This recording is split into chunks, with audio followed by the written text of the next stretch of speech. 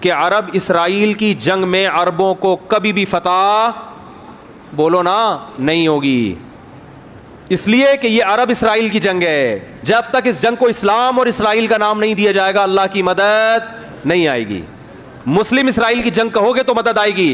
اللہ نے عربوں کی مدد کا وعدہ نہیں کیا. اگر اللہ نے عربوں کی مدد کا وعدہ کیا ہوتا تو اللہ محمد صلی اللہ علیہ وسلم کے مقابلے میں جو عرب لڑ رہے تھے وہ زیادہ تھے، میجورٹی میں تھے. ادھر جو عرب تھے وہ اقلیت میں تھے نبی کے ساتھ، ادھر عرب میجورٹی میں تھے. اللہ ان کی مدد کرتا، ابو جہل کی مدد کرتا، عتبہ ابن ولید کی مدد کرتا، ابو لہب کی مدد کرتا اللہ تعالیٰ.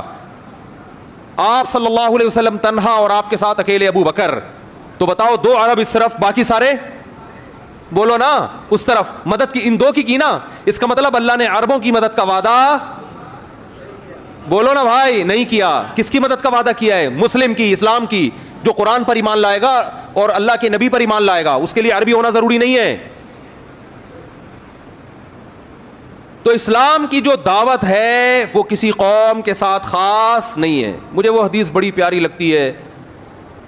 حضرت سلمان فارسی رضی اللہ تعالی عنہ جو فارس کے تھے، پرشین تھے، فارسی بولتے تھے، جب ایران پر مسلمانوں نے حملہ کیا ہے،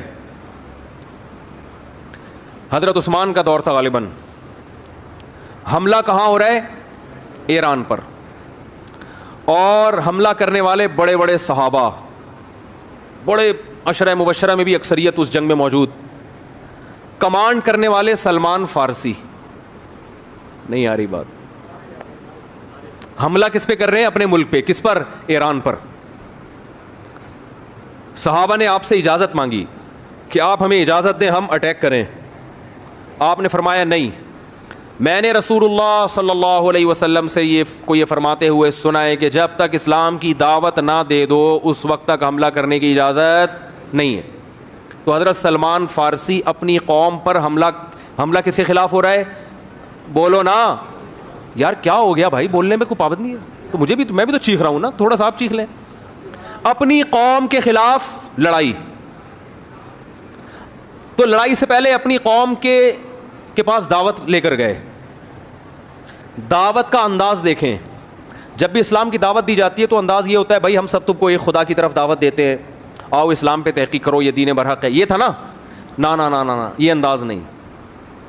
اس وقت جو اسلام کی سب سے بڑی خوبی تھی نا اس کو ہائی لائٹ کیا کہ اس کے بعد بھی اگر اسلام سمجھ میں نہیں آ رہا تو پھر تمہاری سمجھ میں نہیں آئے گا. وہ خوبی ہے کہ یا اہل فارس، اے اہل فارس، انا رجل منکم، میں تمہاری قوم کا آدمی ہوں. تمہیں پتہ ہے کہ عربوں میں عصبیت کوٹ کوٹ کے بھری ہوئی ہے. عرب کے علاوہ کسی کو برداشت نہیں، اپنے سے جیسا کسی کو نہیں سمجھتے. مجھے عرب نے نہ صرف یہ کہ عزت دی ہے اپنے جیسا، بلکہ اپنے سے برتر مجھے کمانڈر بنا دیا.